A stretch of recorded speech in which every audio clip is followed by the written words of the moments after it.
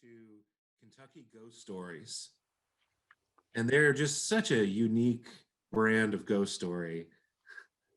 It's that tone. It's like if Stephen King wasn't insane. He wouldn't be a Red Sox fan if he wasn't. Oh, I just love that. It's got a soul to it that you don't find other places. Yeah. Well, Happy New Year. Yeah, likewise. Yeah, we were just discussing topics, and just to catch you up a little bit here on, because I want to follow up, Dustin, on what we were just talking about. This experience of doing Zoom meetings is now becoming something more familiar to a lot of people, which is something I used to dream about and imagine doing with students, and now it's happening. It's a reality. And my take on it was that this is really a profound difference in the way people are able to communicate. It's not just a new gimmick on the internet. It's a very important kind of thing. And my focus is on, as Dustin and I were just discussing, we don't go to town meetings much anymore. We don't go to the town hall and discuss a topic where everybody stands up and tells what's on their mind or expresses their opinion. We don't have, maybe we have an opportunity, but those kinds of meetings have turned into either media events or just, in my case, my town hall, they sit on stage and say hello to everybody. And when they have anything to decide, they go in the back room and they make up their mind. They come out and tell you what they did because they don't want you to express your opinion. They don't want to hear from you. They want to get it over with. But I think this provides an opportunity to hear what other people have to say, but also it kind of compels one to formulate your thoughts, to begin to articulate in some cohesive way what your ideas are and what in our case, for the most part, what our take is on current events. So as we get into this next year, we want to start inviting some other folks in to express a variety of opinions, and to hear them. But it's mainly, whether anybody else ever watches this or not, the main idea is it gives each of us an opportunity to put our thoughts together and to articulate them. So that's kind of where we were. Dustin, what I'll leave out. You nailed it. Yeah, and you don't have to put up with the way people smell either. That's true.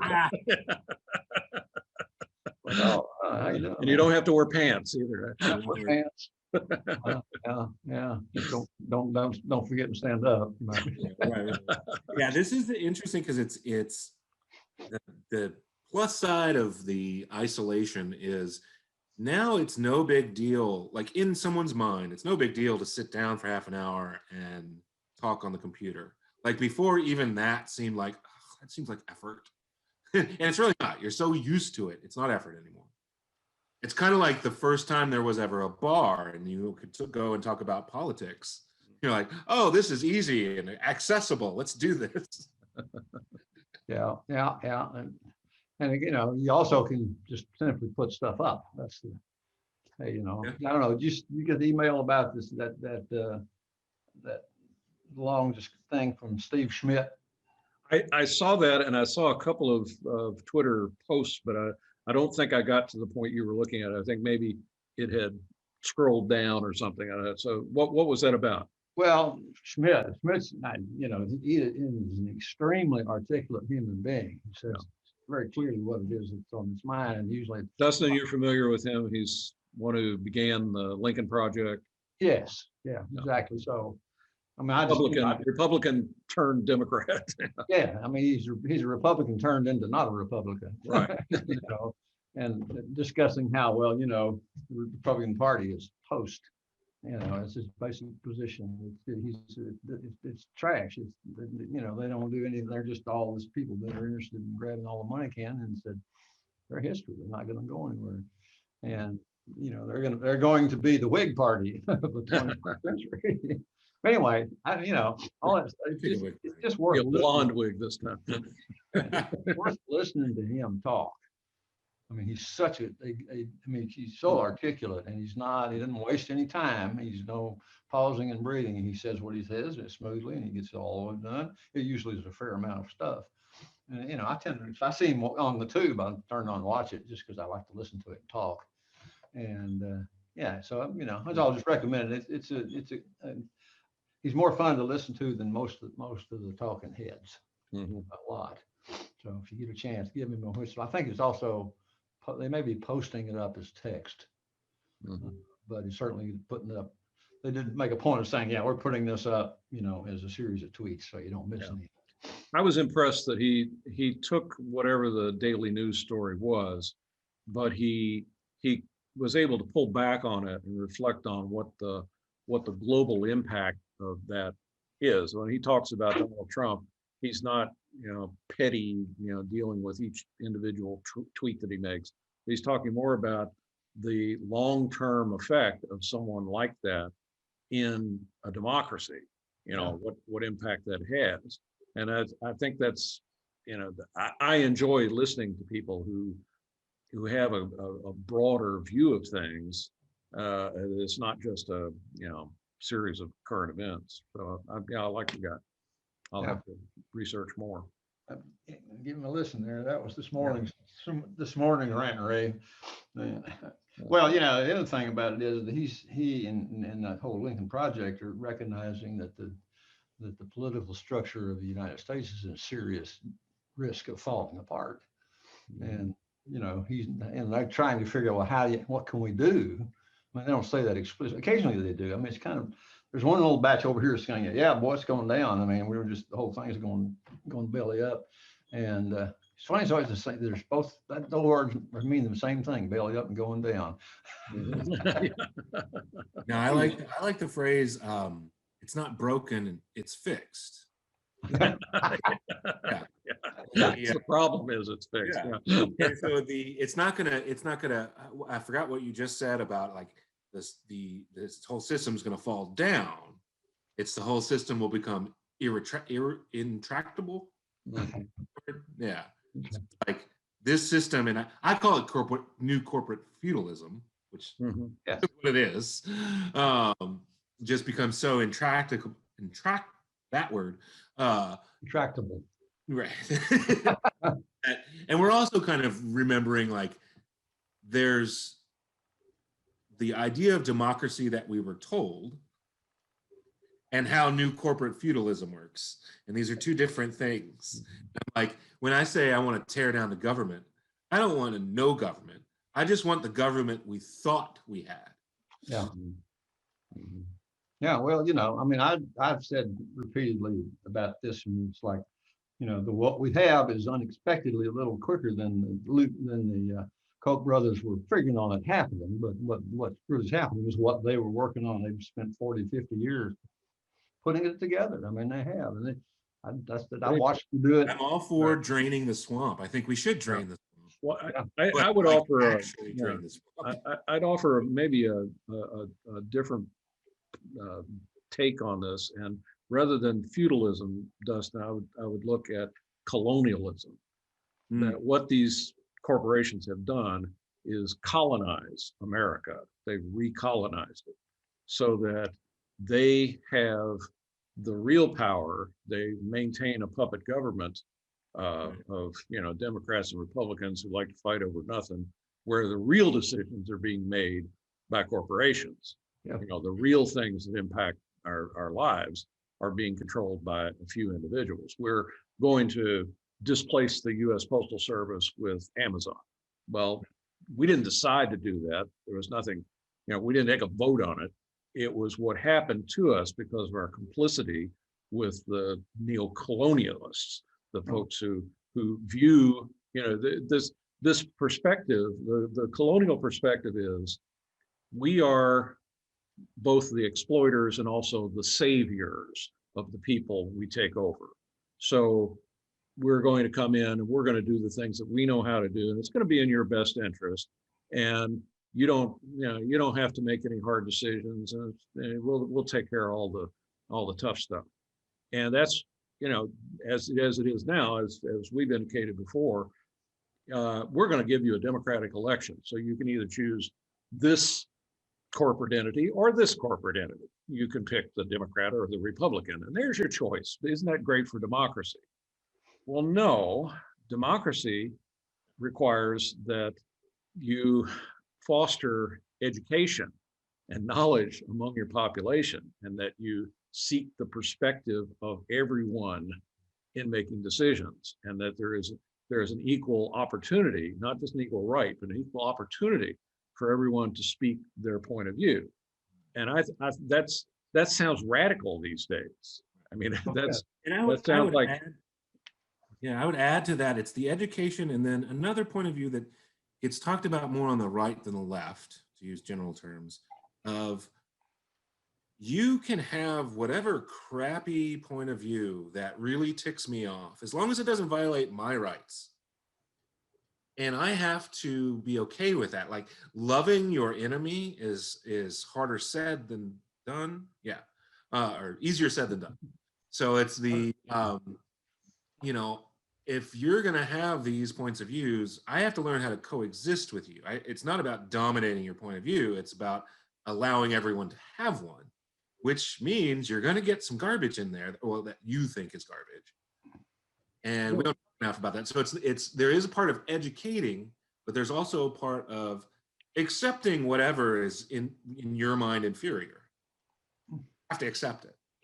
Well, yeah, I think it's a matter of not just tolerance, that I want to hear your perspective because your perspective helps me to formulate my ideas. I imagine a general out on the field, and let's say you and Paul are scouts going out looking at the enemy, and Paul's going to the right flank and you're going to the left. Well, I want to hear from both of you. I don't want to just, say, well, you're my son, I'm just going to listen to you and ignore Paul. No, I want to hear from both of you because you have different perspectives. And because the combination of those perspectives tells me where the enemy is. They tell me, how to fight this battle.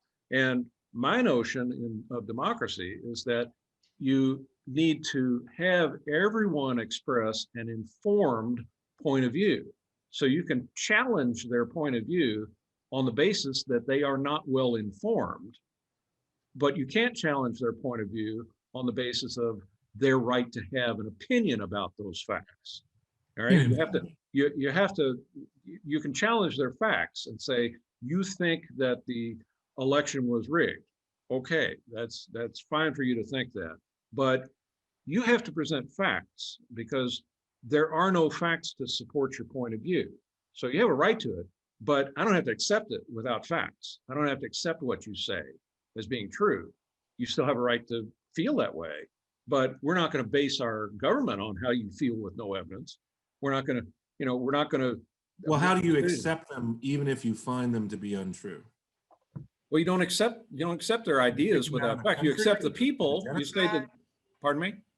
So you kick them out of the country or you ignore them? No, you want them. I'm trying to get to of how do you do that action of like, okay, we've done all the educating that's possible and you've gotten to this level and I'm up here.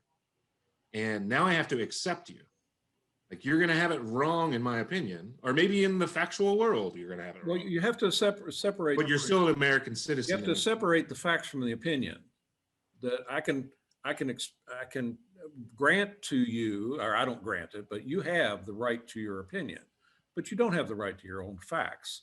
And if I think your facts are incorrect, I can challenge your facts without discrediting you. It doesn't have to be an ad hominem attack. It's, what are you saying? And is this, it becomes too personal all of a sudden, that if I say you're wrong, people hear that as, I think you're stupid. That's not what I'm saying. I'm saying, I think you're wrong. Should we turn left or right at this next intersection? Well, you should turn left. No, I think you're wrong.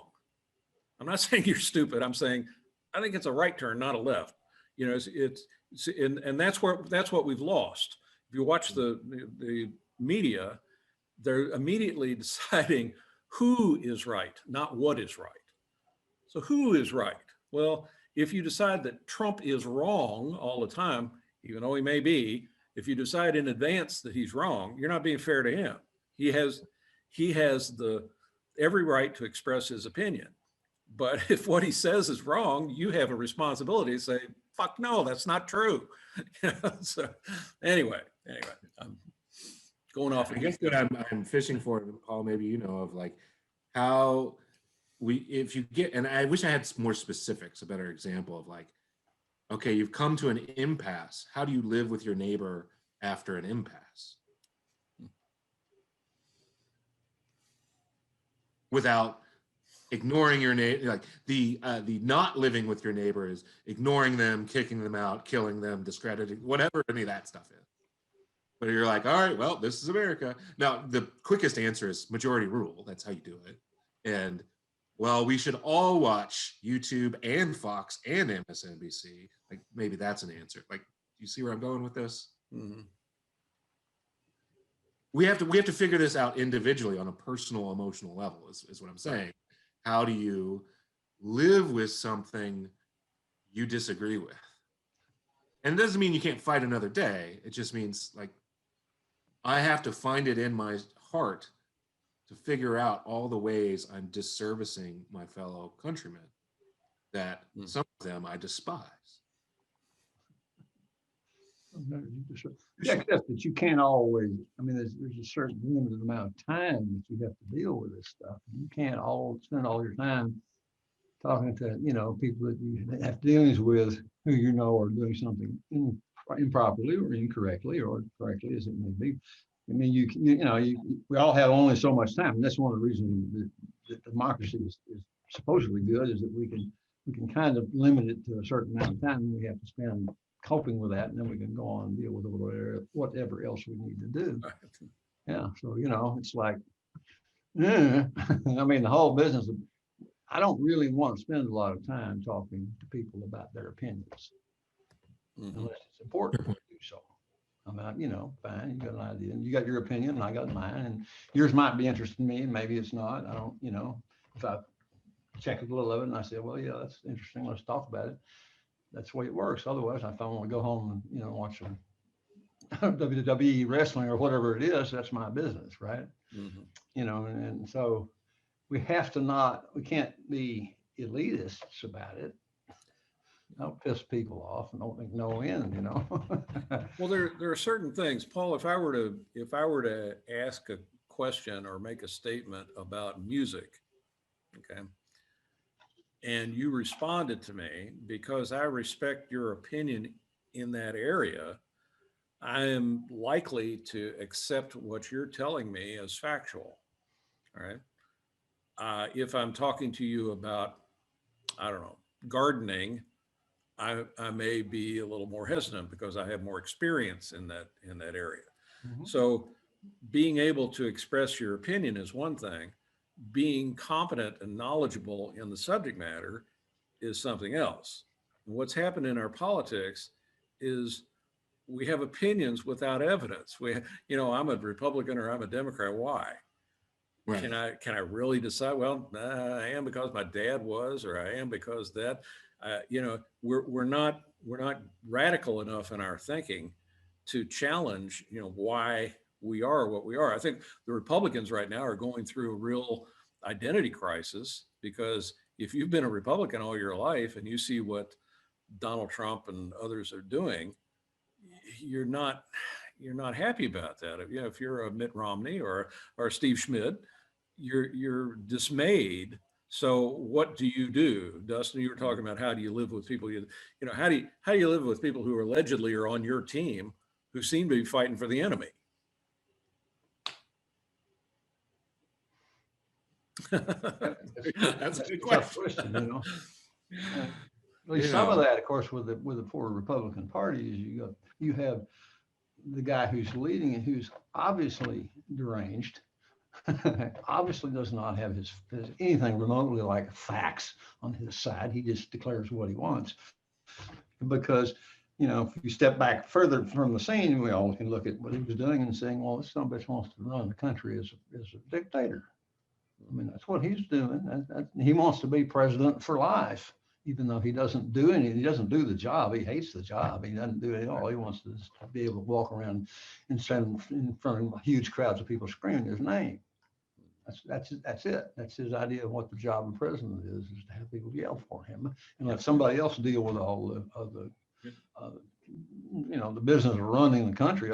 How boring, So yeah, and that represents a genuine danger, a serious danger. And that's been being said for a long time. I mean, it's not like we just now discovered this. I mean, how long have I been saying? I've been saying it for a while. You've been saying it for a while. This guy obviously wants to take over the fucking country.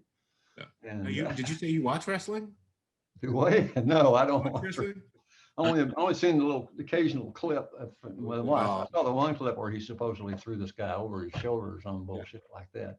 If people watch wrestling, the people who watch wrestling understood it first. That's all I gotta say. Oh yeah, sure. It's like, And and a bunch of them know how fake he is, but it doesn't matter. yeah, And yeah. there are some of them who think it's The real. whole thing, yeah. So it's kind Now, of on what's getting done, I wanted to ask, because I'd asked Michael, Paul, in 2021, or at least the beginning, I was thinking of like what people can do. And this is the idea of like, what do you do? I think you asked the question of like somebody on your team who's supposedly not on your team. My response is, persistence and really try. It's very difficult. Really try to give everybody the benefit of the doubt. Give everybody is like, I know you're acting in good intentions. I just don't know how you got there. Everything you're doing seems foreign to me. But if I were in your shoe, I'm acting with good intentions, and I'm sure people think I'm a dick. So it can be true for you as well. So it's like, give them the benefit of the doubt kind of thing, and try to find that common ground. It's an age-old thing. Mm-hmm. So one of the things to do is have more conversations like this. Before I've said, like, join a credit union. That's one of the easiest things in the world. What, Paul, do you think is a simple thing people can do, or what have you seen as an accessible thing people can do to, they don't have to solve politics, but they have to try. And what's a good thing that they can? It's a good thing people can do. It's a good thing that people can do. Good Lord, pay attention to what facts are. Yeah. Okay. Yeah. Ask a question. For every fact somebody asserts, question it. No. Yeah. Is that true? Where'd you hear that? Mm-hmm. So is it the questioning or is it the accessing of information? Because I draw a line on not everybody could spend time researching things, but not everybody's a researcher. No, that's right. Is that accessible? There you have the problem. Better way to make questioning accessible. If you have to make a choice, even if I'm not, even though I might make a choice about something, but while it's hurting, I'm not really, an authority in this matter, but I have to make a decision that requires me to check out some facts, and I go get whatever facts I can get and opinions but from people who have gone and gotten the facts, and maybe I can spend an amount of time, but that's me. I mean, that's kind of my impulse on things generally. So I'm going to go find out what I need to know, and then I can say, oh, well, here it is. And then I can tell it to somebody else. It's like when I started reading all of the books that were looking into being written about what was going on the right with the Koch brothers and the various other people in that. I mean, I already kind of knew about it, but then I really got serious about reading it and began to see how much more dangerous about it that it was, and followed that through. But like I said, that's just who I am. Right. You might want me to go out there and find out, if somebody can, somebody said, well, go out and learn how to put together a political party to take over a district. Right. I'm sorry, I know some people that can do that. Will that help? We'll call Amy Geithner up and say, Amy, where can we go talk to people about this? Well, that reminds me of to each their ability and need. I forget that line. Yeah. But it's the idea that you don't have to solve the problem, but you have to try. And we need it. I want everybody to have the ethos of I need to do something in whatever my thing is. Like maybe my thing is giving advice on fundraising to startup YouTubers, you know, maybe, you know, your thing is doing that research, you know, and maybe the collaboration is we're going to do a video example of I have to make a decision. Here's how one can go through a decision. Hey, isn't decision making not as crazy and awkward as it may seem at first? You know, the idea of everybody needs to do something. No one should expect that they're going to do the perfect thing or the biggest thing or solve the problem. It's you have to, I'm sure this is what I'm noticing. The most successful activists that I've noticed are typically Jewish because there's a Jewish thing, and I forget what the word is, but it's like, what have you done to make the world a better place today? Mhm. Whatever their concept is.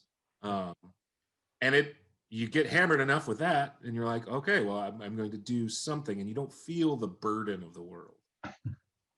Well, I mean, you know, and truth is, of course, what I had been doing the same thing for some little while, which is my personal conviction that anybody with the sufficient intellect to grasp it should read, you know, the various books on the Koch brothers and, you know, Rachel Maddow stuff and Sarah Mayer on how the right wing got taken over by those huge amounts of money subsequent to the Brown v. Board of Education.